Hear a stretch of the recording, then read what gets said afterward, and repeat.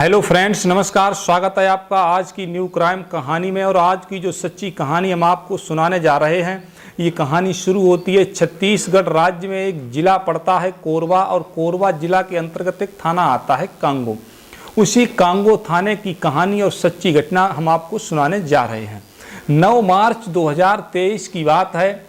सभी पुलिस वाले होली संपन्न होने के बाद यानी होली के अगले दिन अपने थाने में डीजे लगा रखा था और अबीर गुलाल रखा हुआ था। सभी पुलिस वाले, सभी अधिकारी होली मनाने में व्यस्त थे। हो सकता है हल्की हल्की पी भी रखी हो, तो हम नहीं कह सकते हैं। लेकिन इसके बाद कहानी क्या होती है, वहाँ के जो ऐसो थे नवीन देवांगन, उन्होंने स्पष्ट रूप से कहा था कि 11 बजे तक ही पार्टी चलेगी, इसके बाद पार्टी समाप्त कर दी जाएगी। तो जैसे ही 11 बजने को होते हैं तो वहाँ के जो छोटे दरोगा यानी एएसआई थे नरेंद्र सिंह परिहार, वो बड़े ही टाइम के पक्के और कड़क मिजाज ऑफिसर थे। वो वहाँ से चले जाते हैं अपने क्वार्टर के अंदर। लेकिन कुछ ऐसे भी पुलिस वाले थे जो ये कह रहे थे टाइम को आधा घंटा और बढ़ा दिया जाए। तो नवीन देवांगन समय को आधा घंटा और बढ़ा देते हैं। इसके बाद 15-20 मिनट तक कार्यक्रम चलता रहता है और सभी लोग अपनी अपनी जगह पर जाकर स्थित हो जाते हैं, लेट जाते हैं, आराम करने लगते हैं। इसके बाद अगला दिन होता है, यानी 10 मार्च 2023 की बात है। बहुत देर हो जाती है, करीब 10 बज चुके होते हैं। लेकिन जो छोटे दरोगा थे परिहार जी, वो अभी तक अपनी थाने में आमद दर्ज नहीं करवाते हैं। तो वहाँ के जो थाना अध्यक्ष थे नवीन देवांगन, वो एक आरक्षक को बुला करके कहते हैं, जाओ देख के आओ कि दरोगा जी क्या कर रहे हैं, अभी तक क्यों नहीं आए, हम उन्हें एक केस के सिलसिले में भेजने वाले हैं। तो आरक्षक तुरंत ही वहाँ से जाता है और वहाँ पर देखता है तो वो एकदम सन्न रह जाता है और वहाँ से बदहवास स्थिति में भाग खड़ा होता है। स्पीड देख करके थाना अध्यक्ष पूछते हैं, क्या बात है दरोगा जी, क्या कर रहे हैं? तो वो कहता है, सर छोटे दरोगा जी का कत्ल हो गया है। लेकिन उसकी बात सुनकर जो थाना अध्यक्ष थे वो विश्वास नहीं करते हैं, तुरंत ही भाग खड़े होते हैं और थाने में जाकर के देखते हैं। तो वहाँ क्वार्टर पे उन्हें दिखाई देता है कि दरोगा जी मरे हुए पड़े हैं, पूरी तरह से रक्त कुंड में डूबे हुए हैं। हालांकि मामला थाने का था, तो एसएचओ थे नवीन देवांगन, वो इस बात को अच्छी तरह से जानते थे। हत्या चाहे किसी ने भी की हो, लेकिन इसकी गाज मेरे ही ऊपर टूट सकती है। इतना सोचने के बाद वो तुरंत ही अपने जो भी अधिकारी थे उनको फ़ोन कर देते हैं। तो थोड़ी ही देर में वहाँ का जो थाना कांगो था वो पूरी तरह से छावनी में तब्दील हो जाता है। और वहाँ पर जो उस रेंज के डीआईजी थे बद्री नारायण मीणा, तो बद्री नारायण मीणा भी वहाँ पर पहुँच जाते हैं। वो तुरंत ही वहाँ पर एक फोरेंसिक टीम को बुलवाते हैं और तुरंत ये खोजी कुत्ते को बुलवाते हैं। तो खोजी कुत्ता जो है उनकी कोई मदद नहीं कर पाता है, क्योंकि थाने में एक दिन पहले प्रोग्राम था, तो क्षेत्र से भी कुछ लोग बुलाए गए थे, इसलिए उन सभी की गंध आपस में मिली हुई थी। तो कुत्ता कोई मदद नहीं कर पाता है, तो कुत्ते को अलग कर दिया जाता है। इसके बाद फोरेंसिक टीम जब जाँच करती है तो जाँच करने के बाद बताती है कि दरोगा जी की हत्या एक धारदार हथियार से कई बार किए गए हैं, तब दरोगा जी की मृत्यु हो गई है।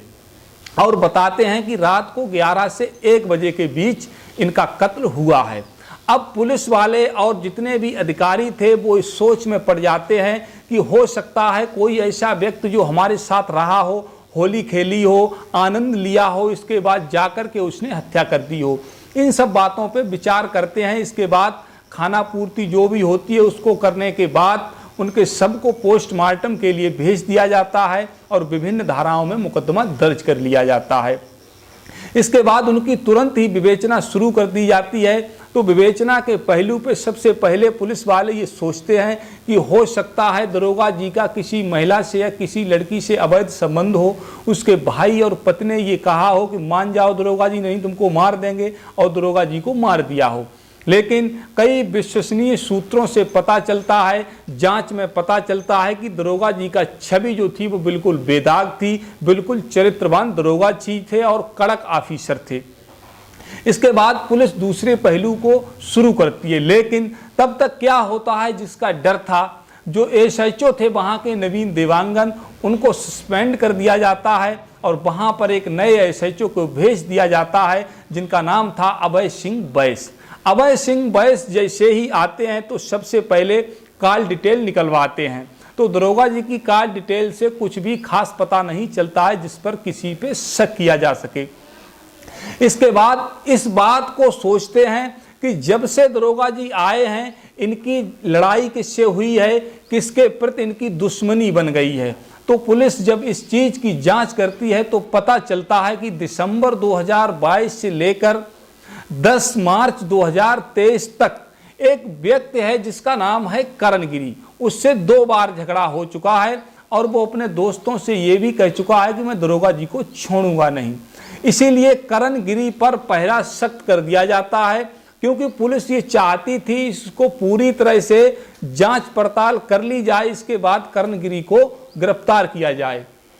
तो पुलिस जो है सबसे पहले करण गिरी की उस दिन की यानी 9 मार्च 2023 की लोकेशन ट्रेस कराती है। तो लोकेशन जब ट्रेस उसकी आती है पुलिस के पास तो उसमें स्पष्ट हो जाता है करण की लोकेशन जो थी थाने के पास पड़ोस में ही बताती है।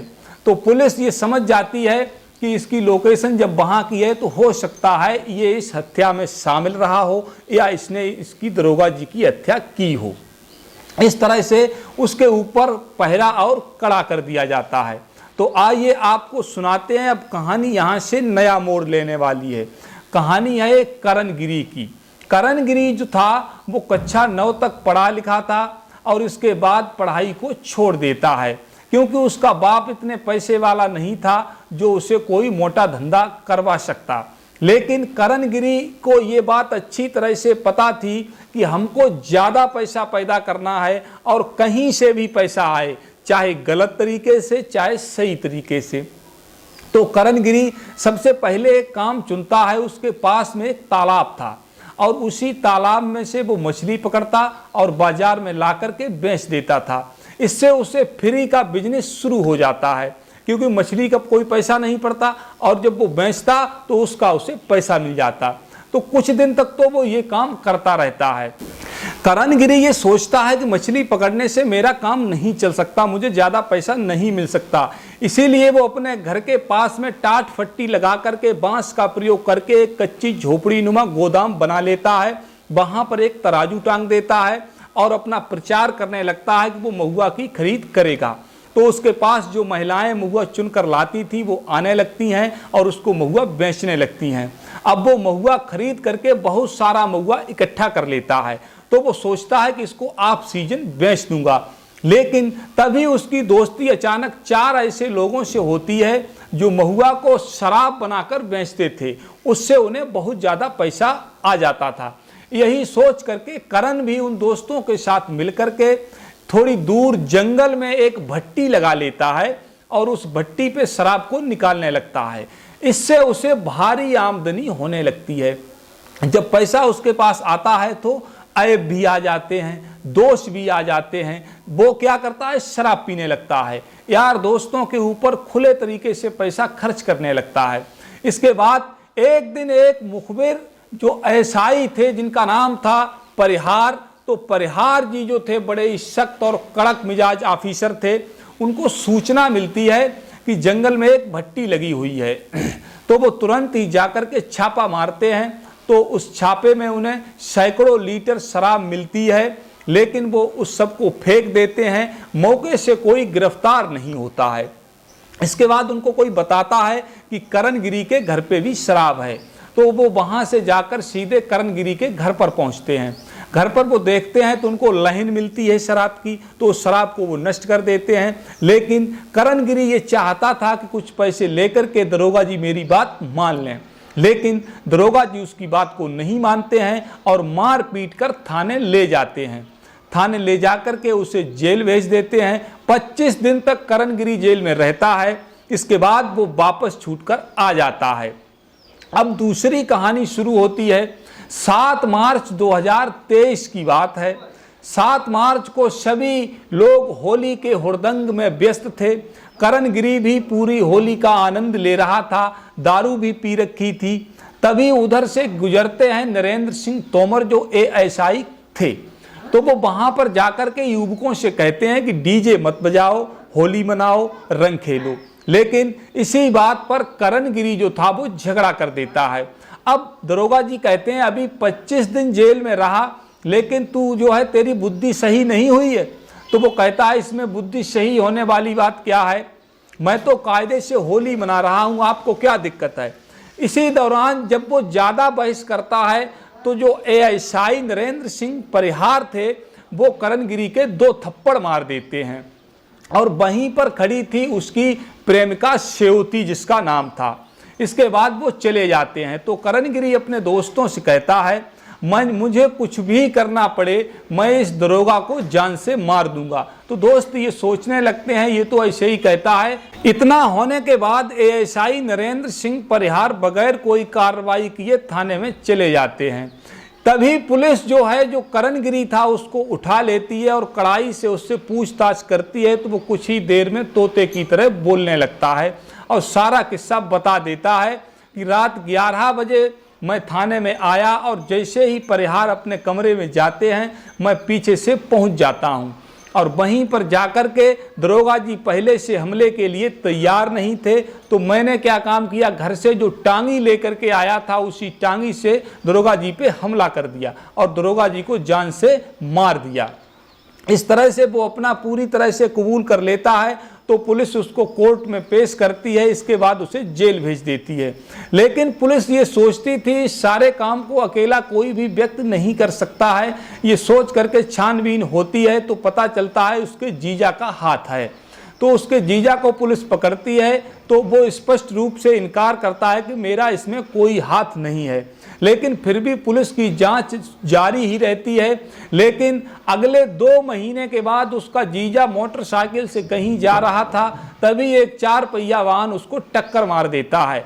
तो उसके जीजा को अस्पताल में भर्ती कराया जाता है, लेकिन भर्ती कराने से पहले ही वो दम तोड़ देता है। इसलिए केस यहीं पर उसका क्लोज हो जाता है। लेकिन करणगिरी को जेल में ही हवा खानी पड़ती है। तो मित्रों, कैसी लगी हमारी कहानी? हम कहानी सुनाते हैं, इस कहानी से आपको शिक्षा मिले, आप ज़्यादा समझदार बने, जिससे आगे से आप कोई भी नुकसान ना उठाएं। धन्यवाद मित्रों। कैसी लगी कहानी आपको कमेंट में बताना और चैनल अगर सब्सक्राइब ना हो तो चैनल को सब्सक्राइब जरूर कर लेना।